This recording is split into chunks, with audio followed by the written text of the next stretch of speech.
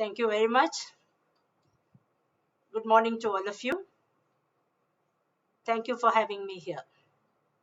My greetings to my co-speaker, Dr. Rajesh, and my congratulations to Dr. Nishant Kumar, Dr. Jacinta De Silva, Dr. Ruby Singh, faculty and staff of GLA University, Mathura, for organizing this administrative program by the Institute of Business Management on an extremely topical and relevant issue of workplace transformation. Winston Churchill exhorted us to never waste a good crisis.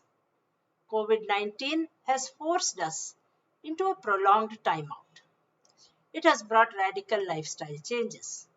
As we move into a calibrated opening up, it is time for us to begin contemplating the end of the crisis, envision what the world will look like in its aftermath, how the pandemic will change the way we live and work, and what we need to do to adjust to the new normal of the post COVID 19 world. Today, I will present three arguments to you. First, I argue that the new normal of the post COVID world will see major changes in our professional world. I see three vectors of professional change: the accelerated importance and use of information technology, unconventional ways of working, including freelancing and work from home, and increased inter-organizational and intersectoral collaborations and networks.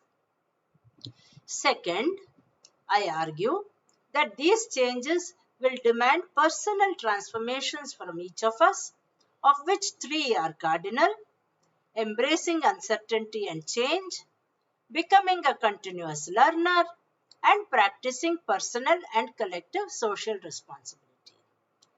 My third and final argument is that capacity building is the single enabler and tool available to us to navigate the changes that we will confront in the professional and personal world. To leverage capacity building, we need to harness youth who are outside the formal education institutional network, focus on frontline and backroom workers who are vital to decision making and implementation, and design training programs so as to train teams and not just individuals. These, in essence, are my three arguments.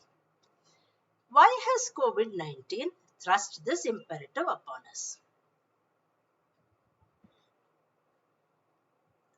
Does a crisis by itself ensure reform? Every great crisis to mankind has seen a period of confusion, followed quickly by rapid counter responses. In challenging times, we question accepted realities, devise quick solutions, often outside the usual compass, some of which may be effective enough to become normal quotidian practice. This was demonstrated in the world wars as well as in pandemics such as the Spanish flu. History also suggests that the global economy is remodeled in significant ways after a major crisis like COVID 19, spurring the adoption of new technological strategies and business models. The SARS outbreak in 2003 is seen as the causal factor for the adoption of online shopping by China, which resulted in Alibaba's rise. The balance of payments crisis in India in 1991 led to the paradigm shift of liberalization, globalization, and privatization, the LPG formula as it is popularly called.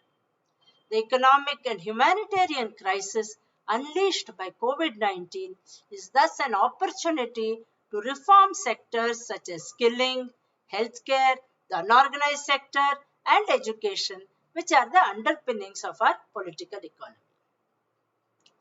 What changes will we see in the post-COVID professional world? We are witnessing several shifts that are taking place in the world of work.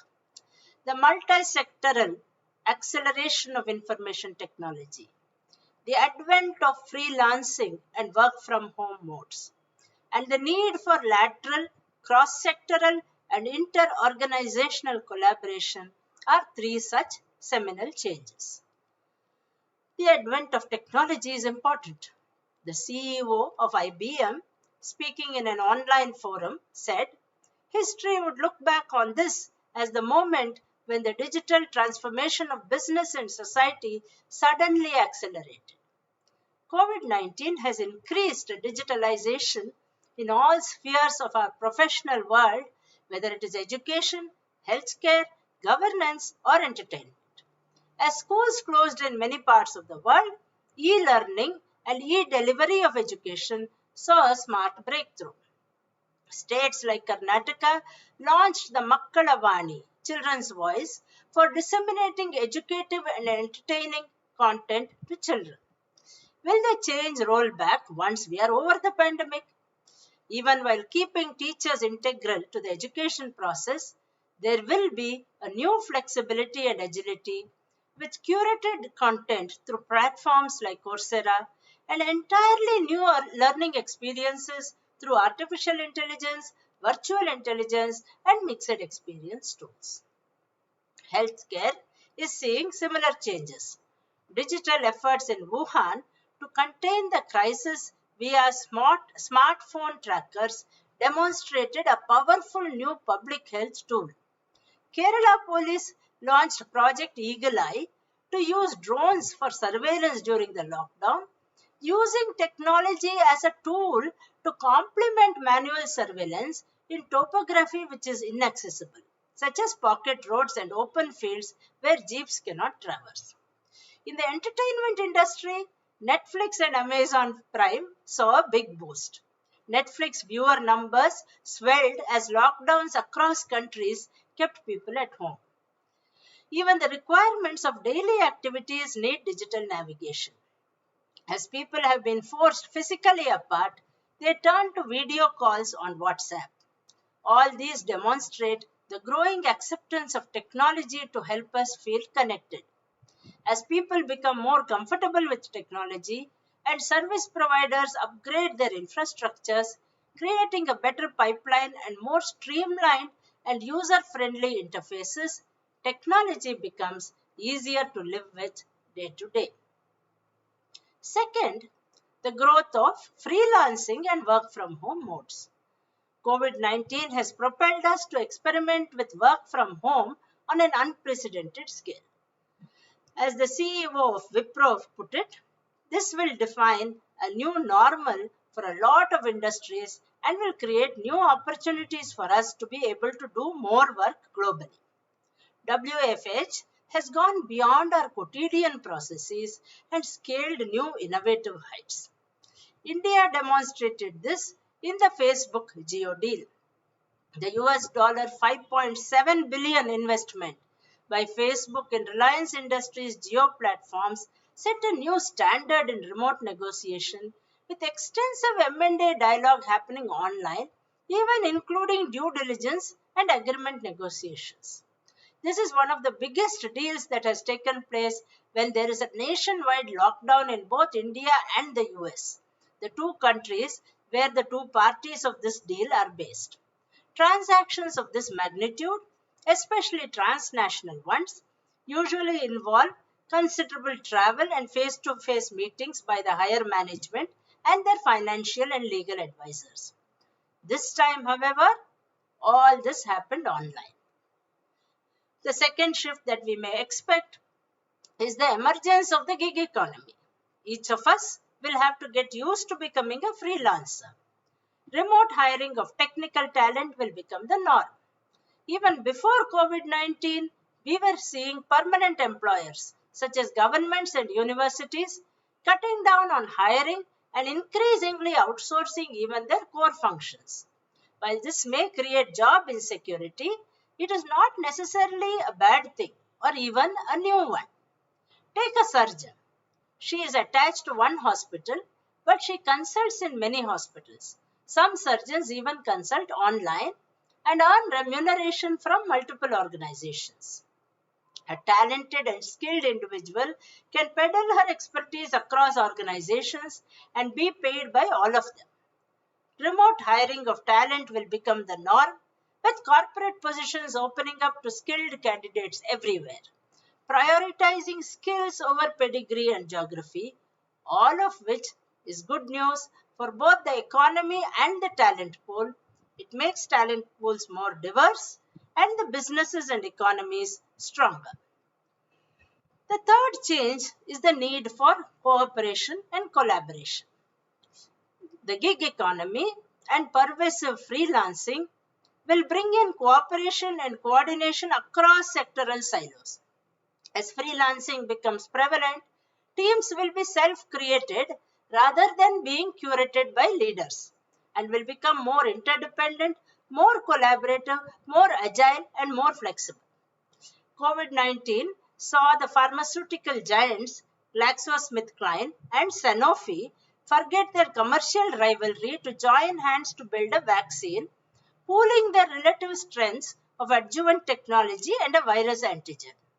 While Google and Apple, traditional market rivals, teamed up to evolve standards for contact tracing. My own Department of Youth Empowerment and Sports and NSS Karnataka, National Social Service Scheme Karnataka, teamed up with the Rajiv Gandhi University of Health Sciences, which is our medical university, NIMANS, and the National Health Mission to provide curated training on COVID 19 response to NSS officers and volunteers, who in turn disseminated this content to communities. All this demands that we build up networks and skills, build each other up professionally with no room for envy or backbiting or jealousy. So these are the changes that we can see in our professional world. What kind of personal transformation do these changes demand? The first is embracing change and uncertainty. Heraclitus said, the only thing that is constant is change. Pragmatism demands that we survive in the present moment while building ourselves to thrive in a very different future. In a topsy-turvy world, how does one stay sane and calm? Questions are everywhere, in your minds too. What will the future hold? How will life change? What will the new normal be? Uncertainty is uncomfortable, yet change is inevitable. And COVID 19 has only accelerated the pace of change and made it palpable. In such a dynamic and unpredictable situation, those who accept uncertainty and are willing to take swift, decisive, and risky action will hold the advantage. As lockdown was announced and non-essential businesses were instructed to close, business owners were suddenly faced with the tough choice of either stopping operations completely or finding new ways to provide service. Many restaurants closed their doors but kept their kitchens open, tying up with delivery services like Swiggy and Zomato. Barbers whose salons closed down began to offer home haircut services. Hence, the first personal transformation that the post-COVID challenge demands from us is the realization that change is the only constant and that things may change any moment. This calls upon us to embrace uncertainty, develop equanimity, mental balance, emotional intelligence, and agility of thought and action. Second, get into the continuous learning mode. Become a continuous learner. Continuous learning opens our minds and changes our attitudes. Knowledge is now at our fingertips. To function effectively among this rapidly changing world of technology, we need to learn new things to remain valuable. Those not making use of this opportunity will stagnate. Do not be left behind. Ensure that you remain up to date, keep up with industry trends, and adapt your skill sets. Resources for continued learning are many. Read magazines and online articles. Analyze and critique case studies. Subscribe to publications relevant to your work or interests. Connect with global networks using Skype, social media, and email. Attend training courses and webinars. Try MOOCs such as Coursera and edX. listen to podcasts, and watch documentaries. The days when one went through a neat progression of study, work, retire will be replaced by a career of constant personal reinvention and learning with doing. Thus, the second transformation required from all of us is continuous learning. It is vital to prepare yourself well for the coming future.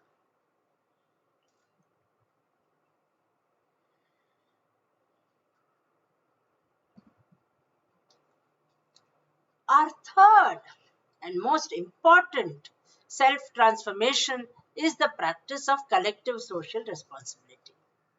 We are familiar with CSR or corporate social responsibility, but this is not enough. CSR is still someone else's job. It is up to each of us to adopt personal social responsibility. We each have a duty to each other. Personal social responsibility is easier to practice, say by teaching a child or helping a destitute person in need. But what COVID 19 has brought home to us is a larger collective social responsibility. The health of our communities depends on our individual actions. Thus, it calls upon our collective social responsibility or CSR that emphasizes our responsibility to the community. There are many ways in which the pandemic has expanded the opportunities for exercising collective social responsibility. We have become suddenly and sharply aware of a joined up world. Paradoxically, COVID 19, while emphasizing physical distancing, has reminded us how interconnected our world really is. The virus spread from a market in Wuhan, China, to almost every corner of the globe in just 3 months. Such a public health crisis is a demonstration of how connected we are to the rest of the world. What happens overseas or in a neighboring state can directly and immediately impact lives in our country, state, or home.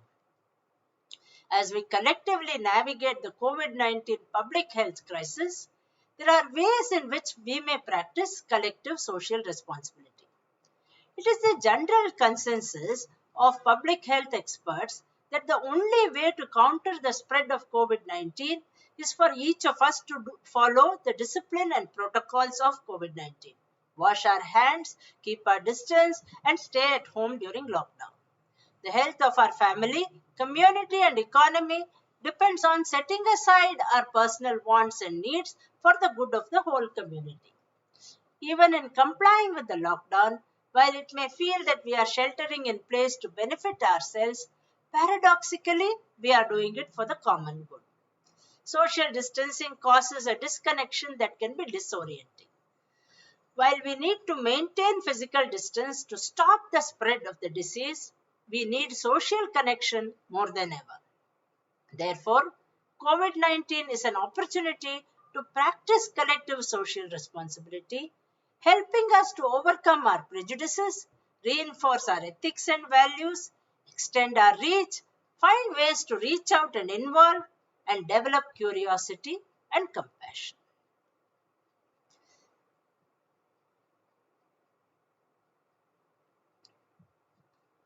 My third and final argument is that the bridge between the professional change and the personal transformation can be effected using the single tool of capacity building. COVID 19 has thrown up challenges and changes in our professional world, primarily the importance of technology, the growth of freelancing and work from home, and the increase of lateral and cross sectoral collaboration. This in turn calls for personal transformations from each of us by embracing uncertainty and change, becoming continuous learners, and practicing collective social responsibility. Capacity building is the tool which enables this personal transformation. As we emerge out of the pandemic, it is to be expected that governments and corporates will invest in better cities, health, education, technology, and most of all, in capacity building. What aspects of capacity building should we as individuals and as a nation focus upon? First, leadership. Every big crisis is a test of leadership. COVID-19 is not really about political influence or corporate power. It is about the everyday leadership that we as individuals and citizens demonstrate in our daily lives. Therefore, our capacity building should focus as much on qualities and character traits as on specializations. Traits such as calmness and equanimity, skills such as communication and problem solving, the attributes of a strong work ethic and a compassionate worldview. And of course, the leadership that is able to lead with persuasion and influence and not dictate, encourage participation and hierarchy, and is purpose led and not power driven. These should form part of skill development just as much as technical skills. Second, the front line and back room become important. In an increasingly digitalized world, with social media creating a virtual reality, presence and authenticity become even more important. Decision making in the pandemic is taken at the higher levels of the medical fraternity or the government. But these decisions are crucially dependent on the kind of inputs and information that flow from the bottom, from the lab technician or the ASHA worker who is in the field. Similarly, the decisions taken at the apex level have to be properly disseminated and understood by each person down the line. Without this, implementation suffers. COVID-19 is not merely a health crisis, but a logistical marathon. Vast quantities of data, medical and non-medical, are being collated, entered, sorted, cleaned and readied for decision makers by tribes of data entry operators and analysts. As the pandemic progresses, we hear of swabs being improperly labeled or beds being not available. But it is not really the number of beds or ventilators that will determine outcomes, but the quality of medical personnel. We can procure a bed, but to get a qualified nurse who understands infection control or a pulmonologist is not something that we can procure in a month or two. These are long-term investments and highlight the importance of the frontline and backroom workers and teach us to respect dignity of labor. Next, the focus should be on training teams and not individuals. We saw that the pandemic makes freelancing acceptable, as well as calling for greater collaboration across teams and organizations. It is likely that future teams will comprise permanent, temporary, freelance and machine employees, and this diversity will call for greater need to build cohesion within the members. Yet our educational system does not prepare us for cross-sectoral coordination of equals. Engineers train with engineers, doctors with doctors, bureaucrats with bureaucrats. Within each fraternity, hierarchy is the fallback option to resolve differences of opinion. But what happens when a policeman has to implement a medical decision made by a doctor based on the data analytics produced by a computer scientist? We get lost in translation as they struggle with their different vocabularies and work processes.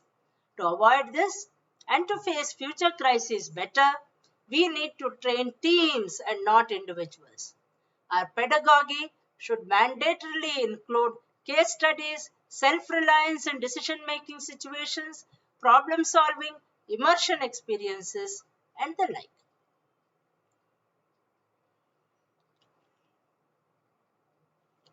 In conclusion, let me say that choices, not crises, determine our opportunities. COVID-19 has changed the world like nothing before. The global lockdown that we see happening with COVID-19 is unprecedented and perhaps even incomprehensible to human minds. Yet, amid all this, opportunities lurk. It is time for governments, businesses, and individuals to prepare for the worst, but also prepare themselves to recognize and utilize these opportunities and keep the faith that we may transform into a newer, stronger, and reinvented India. Thank you all. Good luck. Jai Hind.